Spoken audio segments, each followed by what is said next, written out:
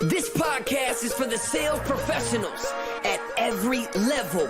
If you want to convert more prospects into paying customers, then you're in the right place. Because Joe has spent the last 3 decades mastering buying behaviors, personality types, emotional and logical triggers. This is the Sales Genius Podcast. It's only a numbers game if you want educated. It's time to get educated. Let's go. Educated. Wanna learn how to close deals. Wanna learn how to sell more. That's what we're here for at Sales Genius. Let's go.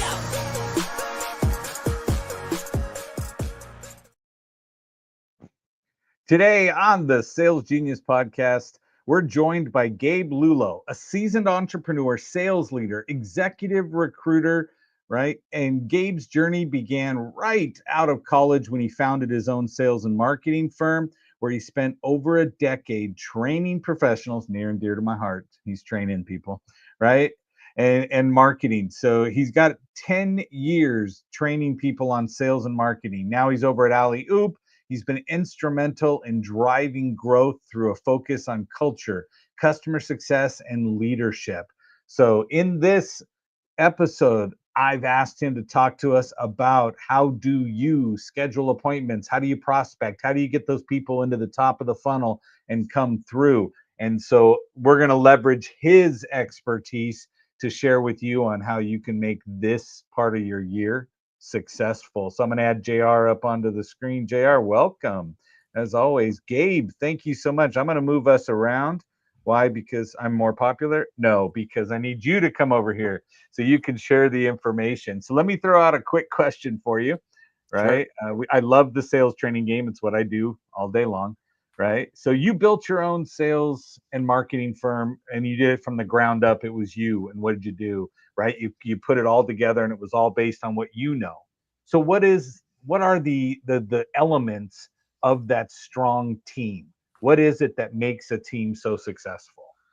Yeah, absolutely. I mean, I'm a recruiter at heart. I'm the CEO of one of the largest sales development agencies out there. And I don't say that to brag or boast. I say it because, we've figured out a way to do this thing right. And there's thousands of companies that are trying to do what we're doing. And I think our secret sauce is really finding good people. My mantra is always, we're not in the game to motivate people. We're in the game to find motivated people, right? Training motivated people is a lot more fun than trying to motivate people who aren't motivated, right? And so our focus has always been, recruitment, finding the right talent, making sure that they're willing to do the job before they're even in the job. We have a very rigid role play process. It's kind of like Saturday Night Live, right? If you want to get on to Saturday Night Live, you got to do your own, you got to do an audition. So we do auditions before you get to work here. And so we look at those things, and that's how we approach building the right team and the right culture. We also feel incentivizing and motivating is not just about money. We can personalize comp plans. We can incentivize and give people things that they really want. A lot of sales teams don't know that, hey, some people would rather have PTO than a bonus check. Some people would rather have a new big screen TV than a commission. Not saying we get away from commissions, but we can add spiffs, we can add bonuses, we can add top 10s, and we can give away different things that the sales team it gets excited about. I remember recruiting someone who, was the top of the company because they got an Apple Watch that month. And it was like, where did this guy come from? He was at the bottom of the roster at the end of the last month. What happened? So I think that's how, some things to think about when it comes to finding. Isn't that what pizza parties are for? Game? Right? I mean, Bagel Friday. Anytime you make over $250,000 off the sales department, you go buy pizza. Yeah, exactly. It's not enough anymore. You got to get more creative than that. Okay, I believe you. So I think that's fantastic. And one of the things so me I recruit and do sales training and things like that. So One of the things I'm going to ask you, what is one of the tips you get to find the person who's creative? Right. So as far as the person, because I tell people all the time, hey, man, I hire for smile and teach the rest. Right. And most people are like, no, I'm going to hire based off resume. And I'm like, okay, then why are they looking for one? Well, you it's know? interesting, right? Because, I was just interviewing someone the other day. If you want to be a doctor, you need a medical degree. If you want to be a CPA or a lawyer, I'm sorry, an accountant, you need a CPA license. If you want to be a lawyer, you need a law degree.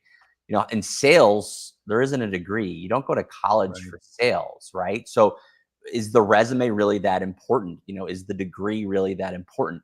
What do we look for? We look for, obviously, past performance is going to be a great indicator for future results. So we have to, determine why is it they became successful? How did they become successful? So when it comes to your point on creativity, I always say, listen, I never hire anyone who doesn't have great questions for me. Now, I know we're interviewing them and we're looking for their talents, and it's our job to bring great questions for them. But at the end of every interview, I say, okay, listen, you have 5 minutes left, 10 minutes left. What questions do you have for us? Because really, you have to be interviewing a company if you want to work there just as much as they're interviewing you.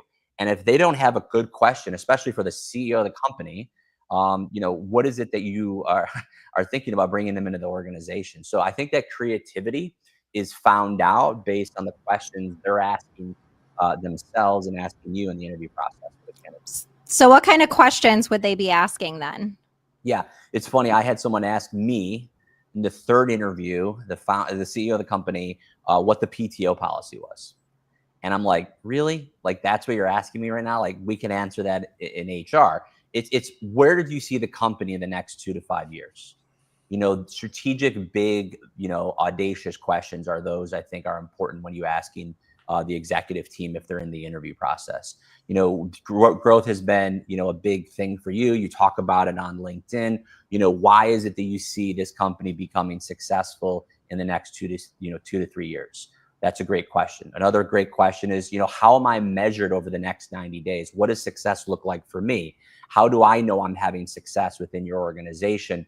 What does that look like? What do I need to do to achieve those specific milestones in my first 90 days? So I think those are two great questions a candidate should ask. Those are awesome. So would you highly suggest then they do their homework before going to this, right? How many people actually don't do their homework? Yeah, it's another pet peeve of mine. Asking great questions obviously leads to knowing what to ask, which obviously leads to doing your homework and being prepared. And it's a great way to talk about sales. I get demos all the time, left and right, people asking me for my time to take demos for their company. And most AEs these days, more than ever before that I've seen in the last decade at least, are just not prepared for the demo. Well, similarly in the interview process, if you're not prepared for the interview, if you don't go on LinkedIn and look at the videos, read the case studies, figure out what the clients are, understanding those cultures and the culture of the company before you go into those interviews is so vitally important. So you need to do your homework, and you need to prove that you did your homework very easily with those questions. So good. So Yeah. Gabe, excuse me, with saying you've got PTO and stuff like that, you're an organic organization and inside sticks and bricks and not virtual people, or how are you set up? Yeah, great question. So we used to have a very large sales floor. I'm in Buffalo, New York, which is where it was located for many, many years. In 2017, pre-COVID, we made the decision to go fully virtual. We now have reps all around the world. 80% of them are in the US. We have over 100 sales reps on our sales floor. So we are fully virtual. We made the decision to do it again pre-COVID, which means it was very conscious decision. And we've been able to leverage technology and put processes in place where we still have that in-office feel, because of course most salespeople are extroverts. They like people, and so it's very hard to have a sales floor culture vibe, if you will, environment, excitement, without physically being around. So everyone gets a 1080p external camera when they're hired. We're a video first company. We actually use Zoom instead of Slack or Teams. We use Zoom as our internal communication, so we're able to see each other more effectively. And we also have a virtual sales floor, so when people are making calls, they're literally seeing each other like a Zoom call, making those calls in an environment that is fostering growth, questions, and excitement. So follow-up question on that. Did you experience a much greater growth factor once you decided to do it virtual, or just to characterize what happened after that decision was made? Yeah, I mean, a lot of people say, "Oh, wow, that's probably because you wanted to save money to get over to that office. It must have been expensive." You know what? It really wasn't that much. It wasn't the savings that was exciting. It was the ability, as I went go back to recruitment, to not have geography be a hindrance to finding great people and great talent, right? So we, started to look at, okay, I'm finding some amazing SDRs in, Atlanta, Georgia. I'm finding some amazing SDRs in Jacksonville, Florida that are applying to our company, yet they don't physically live here. So what do? We don't want to say no to these great candidates. So we said, you know what, let's just go virtual so we can have no barriers of entry in regards to geography. And that's what we've been able to do. But to answer your question, yeah, there was some hurdles absolutely that we had to go through. We found some people that were coasting. We found some people that were not doing what we thought they were doing. So we had to put some redundancies in place, and we've invested in technology, not to be micromanaged, but just to inspect what we expect. And those are the things that we look at, and everything's tracked and it's very transparent. So everyone knows where they at and everyone knows what they want. I'm a big F1 guy. I like Formula One. So you know your stats, you see the roster, you see good, bad, and ugly what's happening. And so we know where we stand, and that transparency allows for us to still have a great environment, but without it being physically in an office. I love the thought process of everybody being in that Brady Bunch. There you go. I just aged myself, right? The Oh, it Brady Bunch is. grids. Yeah. And so I used in 2008, we had a camera posted to the sales board Yeah. in a company I was at. So anytime somebody walked to the actual board, it tripped the motion sensor. So everybody's desktop, it popped up that so and so was going to go write up whatever deal they just sold. And so we were like, oh, but I love the idea of you see everybody working, everybody's on their cameras on, and they're working and dialing, whether you hear them or not. It's still, you look at it, you can see you're part of the team, and it keeps the camaraderie, which I love that thought process. I also believe one of the things I always tell my clients is I say, we hire the greedy, not the needy.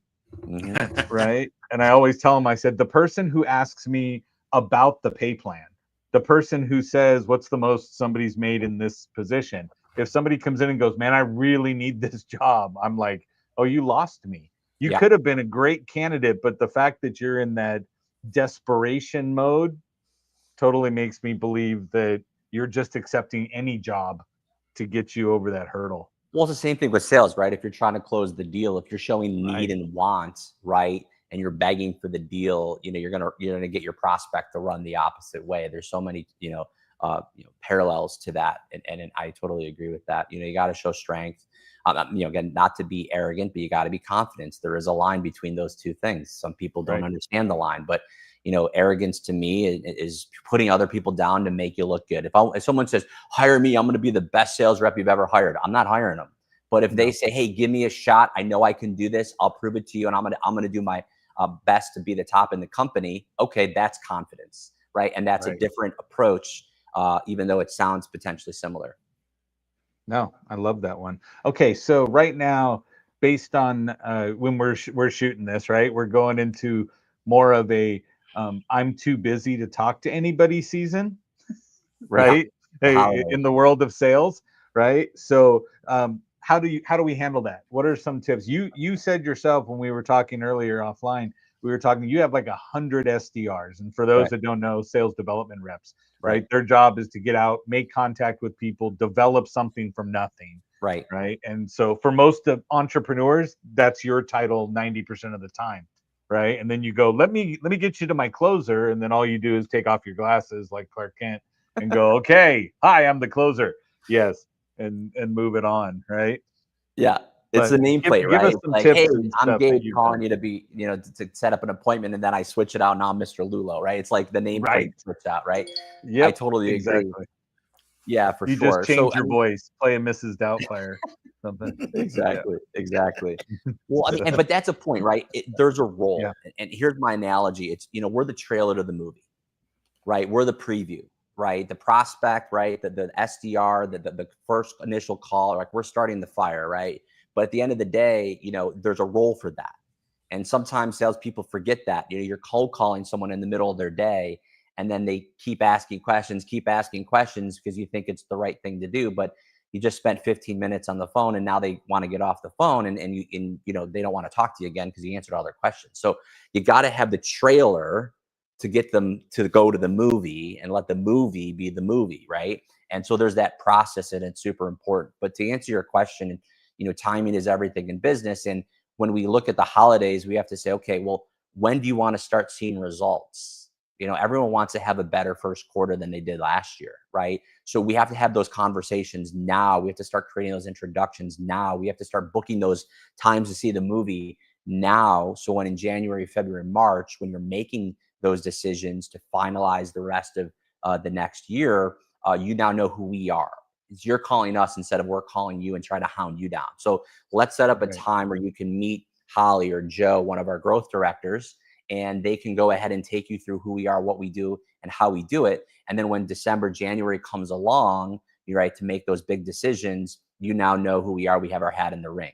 So that's the approach. And that's how we train our SDRs to get conversations booked today, as opposed to waiting for the first of the year to do that. No, I love that idea. That makes sense. Because okay, so like Andrea and I we speak. She actually coaches speakers to be profitable, right? And with her company, but it's always that outreach. And then her and I talk and we go back and forth going, okay, how do we get the outreach? Where do you get the list? Where do you get the, you know, and again, do we want to do it all ourselves? No, that's not it, right? We as entrepreneurs, we typically have great vision and then we get pigeonholed into the execution part. Yeah. Right. Until we can actually afford to say, here, I have somebody who can be my executioner. No, the person who does things. That's what it is. So again, as we go into that, is this, and it's genuinely a question for me, right? If you've got SDRs that are out there dialing, do you just, you're taking it from all industries? Do you specialize in certain industries? Like, because I get reached out to on LinkedIn every day. Let's not lie, right? And they're like, and they go, hey, we got this team. We can go set appointments for you. High-paying clients, getting blah blah blah. And I have done it several times. And I've gone, okay, let's build out. Let's go through, help them write the emails better, go back, get it done. And I've gotten zero over the years because of the industry that I serve. And it's not something familiar to most people. And so I end up with that. So is there a specialty that you've trained in? Is it, I know I threw 10 questions at you, but juggle. Okay. Come on, Gabe. I used to be a professional juggler, actually, so I can do this. That works. It's funny. Can I tell you a funny story? So I actually have my daughter, she's 11. We're doing medieval night tonight. So right after this call, I'm dressing up in a jester costume. I'm going to medieval night in front of 200 parents and kids, and I'm juggling machetes as the jester for their medieval night. That's a true story. This is the best. This is the best. How did that tie in? Look at that. I love it. I love it. That's perfect. I only do two things. I can juggle and talk. That's pretty much it. I got paid for both in my life. But here's the answer to your question. You know, we as a company, we're very blessed and grateful that we've been able to work with some incredible logos, and we've taken some pretty amazing bets with companies that have really worked out in our favor. You know, we were the founding SDR team for ZoomInfo. We were the founding SDR team for Outreach.io. We are the founding SDR team for Orem and Addition and Adobe Sign. So some massive logos. And you may think, well, are those enterprise companies the only ones you work with? Actually, we were working with all those companies when they had 0 SDRs. We were the first cold call ever. But we work with any and all industries that outbound and an SDR motion makes sense. We have many founder-led sales companies, trainers, podcasters. We have a physical tailor actually makes clothes for high wealth, high net worth people, and we're booking appointments for them. So it's really about, does it make sense? Is there a total addressable market? Does a cold call work in the in their return on investment? And that's what we've been able to do. We have active campaigns right now working with Peloton, and then we have a guy who just got money on Shark Tank and wants to bring their product to market, and everywhere in between. So our motion is, does it make sense to prospect? And does it make sense is there a market, and is there a contact list that we could attack with a strong message? And that's what we look at and how we approach the clients. Fantastic. Any question, JR or Andrea?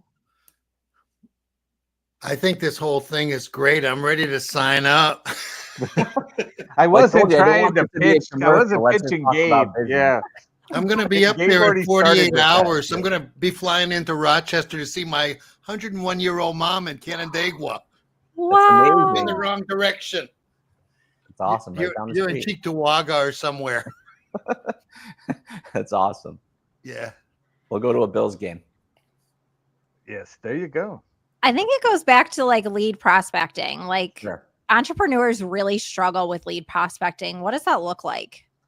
Yeah, I think it's about, knowing, to your point, knowing who to reach out to. There's this spray and pray. And like I said, there's a lot of competitors in this market. Most of the agencies and companies that attempt to do what we're doing is email only. We make 11 million phone calls a year. So that's the hard part of what we do. But to us, it's all that we do. And it's not all of it, I should say, but it's our bread and butter. We do email, we do LinkedIn, we do social posts, but the belly to belly, conversations is really what makes sense. So if you're a founder or if you are an entrepreneur trying to bring your product or service to market, you need to spend time prospecting, or you need to outsource to a team that knows what they're doing and stay on your message. So I think the big thing is to have the right list and then invest in technology and tools. There's dialers out there that allow you to do, 200-300 phone calls in a day within just a couple of hours. And you don't have to spend all day, all week trying to make calls. So using and leveraging tech and making sure that your list is tight and your data is accurate is the enablement piece of the SDR function, which is where most companies or even individuals trying to do this by themselves don't do or invest in. And that's the expensive part if you don't do it right. No, I love that. That makes sense because, again, we are all trying to figure out how do we get more into the top of the funnel, because I think we're all really good at handling it once we got the meeting. Right. We can handle it, right? We have a really high success rate. It's just all the effort that has to go in. And I think you're right. The best word you said was investment. So I love that. So when you're talking to people, I never hire anyone that doesn't have great questions for me. Bro, love that. That was amazing. So SDR set up the trailer for the movie. Don't go out there and play the movie for someone who doesn't know, right? And one of the things I'm going to take away right here from this for myself is to go in and go, well, isn't now the time to set up for a great first quarter? Yeah. Right? And going through. And then in first quarter, I'm going to go, okay, what do you plan on doing different to make second quarter better than first quarter? And then that way I can move myself throughout the year with everybody. But that was phenomenal, and I thank you for bringing that up, and so nonchalant, like he wasn't dropping nuggets,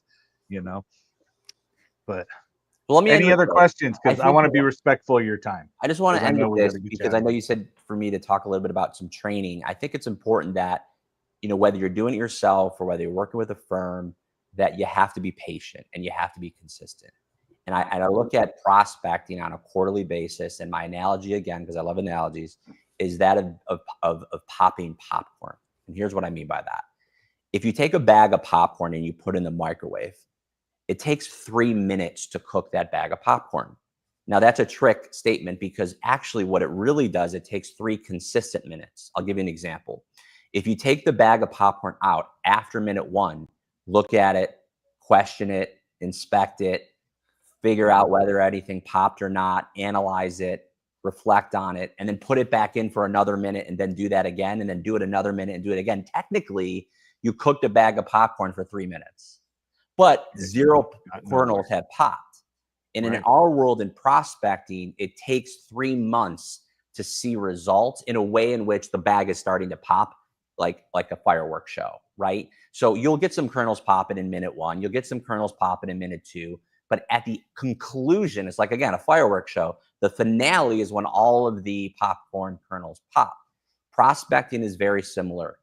People sometimes try it. They do a few cold calls on a Monday. Maybe they'll try some more on next Monday.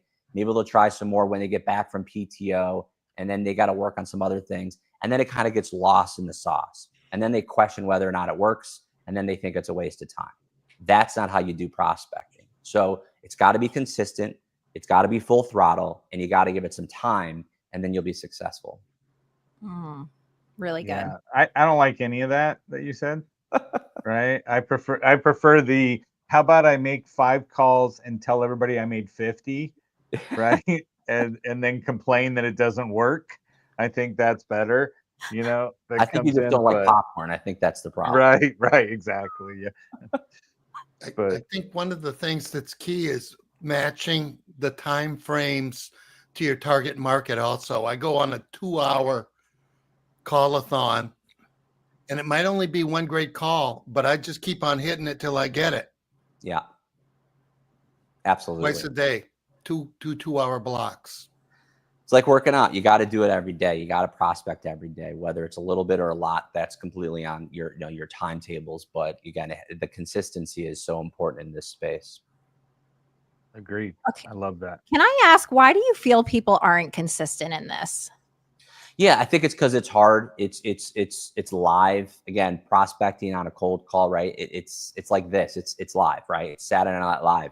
In an email, you can rewrite it, copy paste it, send it out whenever you like, and manufacture it like a movie. Here, it's live, and it puts people in a position to get nervous or to just painful, right? No one likes lifting heavy things, but it's important if you want to work out and get strong. So it's just the difficulty, I think, of pushing through that. But once you consistently do it and it's just a part of your habit, then at that point, I think is where it's not a big deal. The other piece, though, is people don't know what to say when someone says something back to them. And what I do is I do a training. It's called the 10 Objections. And it's a multi-course training, but end of the day is there's only 10 things in the SDR world that you'll ever hear a prospect ever say to you, no matter what. Doesn't matter the product, doesn't matter the service, doesn't matter how many calls you make. You're only going to hear 10 buckets. And I classify every response into one of those 10 things. So if you know what to say back to each one of them, then it's like, again, it's natural and it starts to get really, really powerful. What you said was very key. Successful people do by habit what unsuccessful people shun by nature. Yep. I don't know that he said that, JR. I think you paraphrased that to a quote. I don't know if you know that. I like his version better. I stole it and I fantastic. repurposed it. What can I say? I closed the deal, bro. Right. Exactly. Boom. He said 6 seconds. You made it 40. I'm just going to say. But no, that makes sense. And I believe the reward is too far separated for people to focus on, let me go get rejected again. Let me go get rejected again, instead of counting, hey, it takes me 20 people hanging up on me before one has a conversation. So now I'm just going to chase 20. And instead of chasing 20, I'm looking at one with a failure of 20. Well, it's the delayed gratification, right? To paraphrase it again, it took us a year from, I calculated it, from first outreach to actually signature close. It took us 1 year to close Peloton. Wow. So you had that much follow-up. You see what I mean? Yeah. So it's about that delayed gratification, and not to go to the microwave, but some people are, want everything right now, especially in this day and age. It's always about instant. And prospecting, as the word says, back when it was used, to find gold, it takes time. You're sifting through things, and it's going to take patience. You're mining. I love it. Perfect. Gabe, thank you so much. Anybody wants to reach out to you, how do they find you? LinkedIn, Gabe Lullo at LinkedIn. Just search me. I post 7 to 10 times a week. A lot of free content, a lot of great stuff out there. And if you want to chat, just shoot me a note and I'll respond. That's amazing. Awesome. Thank you so much. So I appreciate everything you've shared with us. It was dynamite. I encourage everybody to reach out to him, like the 3 of us will be after this show. So go have a great day, and everybody go out and sell something. Thanks, everybody. Appreciate it. Let's talk about sales, baby. Let's talk about you and me. Let's talk about all the good things and the challenges that may be. Let's talk about sales. A little bit.